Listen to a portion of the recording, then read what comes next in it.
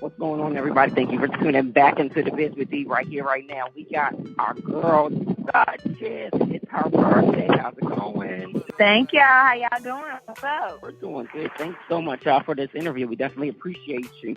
I appreciate y'all having me. No doubt. So let's talk. Let's really talk, because we love the fact that you're very, very honest on the show. Have you always been this honest? Honestly, I got it from my daddy. I can't help it. He's like, speak your mind, because can't nobody read your mind. And that's just how I was raised.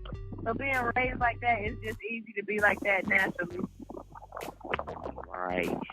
And I gotta say, I respect it, because a lot of people, especially in such, an entertainment industry of arts like that, they don't get that you have to be a certain way for people to get it. And a lot of times people let shit slide. I mean, let's just keep it 100. You're absolutely right. The reality of it is, for me, we're on a reality show, and I can't be an actress. Like, I'm just me. So whatever happens when it happens, you got to take what's real and deal with it. Sometimes it's good, sometimes it's bad, sometimes it's ugly, but the reality of it is it's the truth. And I don't know. I don't even think Julia Roberts is perfect, but she was in Pretty Woman. Like, people look at Pretty Woman and think, oh, wow, Julia Roberts must be the most perfect woman in the world. But Julia Roberts is just as human as every woman that walks the streets of New York, LA, Miami, North Carolina, South Carolina, anywhere in the world. So it's just real easy for us to understand, to see the real side of people, but everybody don't get to that real. That's true. But we love it about, just people's reaction, like your personality, how you are on the show. I mean, sometimes I hate how, the fans don't really understand things, because, I mean, the show is 42 minutes long. You can't get but so much footage in a 42-minute episode. But sometimes it kind of, bothers me that they don't get to see all of it, because the reality of it is somebody that's living it, that sees every day of it, they get a different perception of it. But when you don't give the viewers any opportunity to see anything but the episodes, you just have to deal with those few. How do you feel about this season of Black Ink versus, the other season? I mean, this season I really love, because, now you've gotten to the point where the crew, the cast, everybody's on the stage, everybody knows each other, everybody understands each other. So it's a lot easier for us all to work together. But, this season is really the turn-up season. You get to see the real good, bad, ugly with everybody. You get to see the ups and the downs, how friendships can build, break down. Everything is broken down to a science. Yeah, definitely. It's really dope to see that people are actually having the opportunity to see all sides of us, not just one side. Right. And that's a good thing, because honestly, in reality, television, you're either going to get it or you're not, and that's just the honesty of television world. You're absolutely right. It's not a beautiful thing, but it can turn into something really beautiful. All of us, we've grown into different directions. We've started to really grow into our own individual selves, and it's just really good to see how every individual is growing up and maturing and becoming the adults that we were destined to be, and to still see our individuality in the process of that, all of us, we make up Black Ink. We're collectively we make up Black Ink, but individually we're still our own individual selves in our own right. Mm-hmm. But collectively we make up Black Ink, and Black Ink is our life. It's a beautiful thing for people to see. It is. And what's even more beautiful is the fact that you got to go to Paris. That's amazing. How was that experience for you? I'm gonna tell you the truth. Paris was more than words could express. I truly had a great time. We got to see a part of the world that most people never get to see.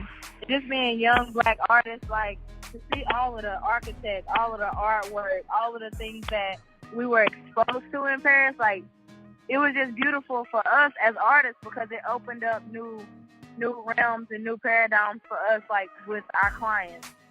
Seeing how some of the tattoo artists working in Paris, they're different than New York.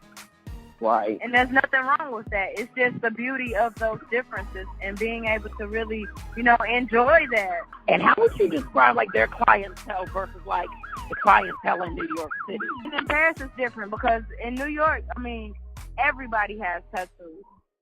Like, you see doctors with tattoos, lawyers, professionals, regular people. Everybody has tattoos. When you go to Paris, it's more sophisticated. It's not so much as widespread as it is in American culture.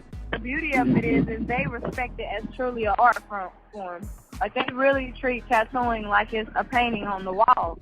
And that's something that Americans, we haven't really grasped that concept of truly appreciating our tattoo work equally as it is artwork. And that's something that, hopefully with our travels to Paris and with the show, more and more people see that, being tattoo artists and being tattoo connoisseurs, it's okay for you to really, really embellish in this art. It's okay for you to really invest in this art because it is for life. Yeah. And I love the fact that, you're really into, like, art and you look at tattooing as an art because a lot of people don't see that as art. They're like, oh, it's just some bullshit on people's bodies. But no, it's an art. Just like singing is an art, just like theater is an art. Yes. Tattooing is an art. You're absolutely right. You're absolutely right. More and more that we travel and stuff and we go to these different cities, I'm starting to see that people really do embellish in the tattoo of art. They really love the fact that they can have a painting or a portrait or a picture of something that's really realistic and it could transfer on skin and be just as beautiful as it would be on a picture. Exactly.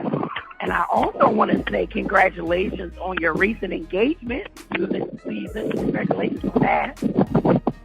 Thank you so much. How are you guys feeling about it? For us, it's I don't know. It's not really different for us because we know how we feel and everything's been the way that it should be. But for everybody else, it's like they're just excited and happy for us, and we really appreciate all of the love and support we're getting. Like, we're just a regular relationship. We got ups, downs, good, bad, terrible. We're just like everybody else that you see out here trying to make it. We just do it in public.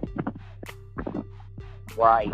And were you shocked when Steve had proposed to you? Did you guys have ever talk about it before? Honestly, I was completely surprised. I wasn't expecting it at all, and it kind of just took me by surprise. It was just in the moment, and the moment was really beautiful. It was really passionate. And to be in a place like Paris, you can't help but feel the moment, it's in the air. And I have to say, you guys, dynamic-wise, completely, opposite. But you guys are very much like a perfect, match. I guess because the way that the show displays it, people don't really get to see where the closeness comes from. This has been my best friend before Black Ink was on TV.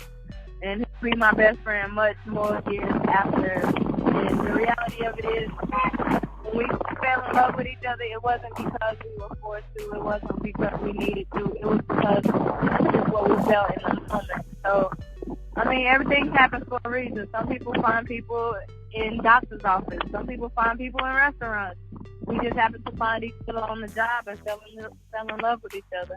Congratulations again, because that's so one in a million that people find, their significant others in art that they do and that they love and that they're passionate, and that person really gets them. It's flaws and all, any crazy ways they have. Shit, we all got crazy ways. We all need somebody now. You're right. You're right about that, honey. I just think that I found my match. Ain't nothing wrong with it. I just found it through being a tattoo artist and working at Black Ink, and it just happened. But I thank God for it, because the reality of it is, I would never be as happy as I am in my career if it wasn't for the love that I have for Steve. So let's talk a little bit about, the modeling that you've been doing. I love it. I have to give all that credit to God, because I never thought that I was a model material or a pretty girl type. It just, somebody thought I was pretty, and it gave me an opportunity, and it just made it happen as easy as that sounds. That's just as easy as it happens. And do you feel like without Black Ink, you would ever have like the opportunity of really getting into modeling and doing the things that you're the thing about Black Ink has helped open up some doors. But before I was even a part of Black Ink, I was offered the Ink magazine spread. I was offered an Urban Ink. I had interest in magazines before that. I just never took to the interest because I cared more about my reputation as an artist as opposed to being a model. When I realized I can be an artist and a model, and it's okay, there's nothing wrong with that, that's when I began to accept it and just say, you know what? Whether if I'm in this magazine for my tattoo work or my look, either way it's a gift from God. Just accept it and move forward. Yeah. And that's what I even try to tell people in my life on the day-to-day. Like, you can do anything you put your mind to. Right. I feel like there should be a glass ceiling over anyone's mind, thinking that they can't accomplish this or do that. The reality of it, whatever our hearts desire, how much energy and effort we put into it, everything can be, one step away. You just got to put that effort and that energy behind it to make sure that it comes to fruition. What's next for Dutchess besides, UNC getting married and, having a beautiful future? Well, I got Pretty in Ink, which is a brand that I'm launching. It's going to be mostly female tattoo artists. And it's just something to show that women in this industry have a voice and we have a position, and people have to respect and hear that place and see that artwork and respect it as what it is. I have Lip Ink, which is a lip gloss that I'm coming out with, which is a high pigmented lip gloss that, Black women, we tend to think that certain colors aren't good for us because they don't show as brightly as they do on other skin types. But I want Black women to feel like, regardless of our skin color, we still can have the same things that these other models do. We still can look just as beautiful. We still can look just as creative and articulate. You just have to, have the right products at hand. And they got to work at it, too. Yes, definitely. Well, thanks so much, Dutchess, for this interview. I definitely got to say, I love you now because now I get like your perspective and where you're coming from, and just knowing about your background and have going to college and stuff like that. Like I get exactly where you come from. I appreciate it. Thank you so much. So tell everybody where they can find you, like your social media is concerned. You can find me at Dutchess of Ink on Twitter or Instagram. Website is DutchessLattimore.com or DutchessofInk.com. Either way, you can locate me and find me. And I'm always at Black Ink, which is 55 Lenox Avenue in New York, New York. All right. But don't try to look for her now because she's turning up for her birthday. So don't go be in the creek over there, y'all. Definitely. Dutchess, thanks so much again. Definitely appreciate you. And we'll have to meet sometime soon. I would love that.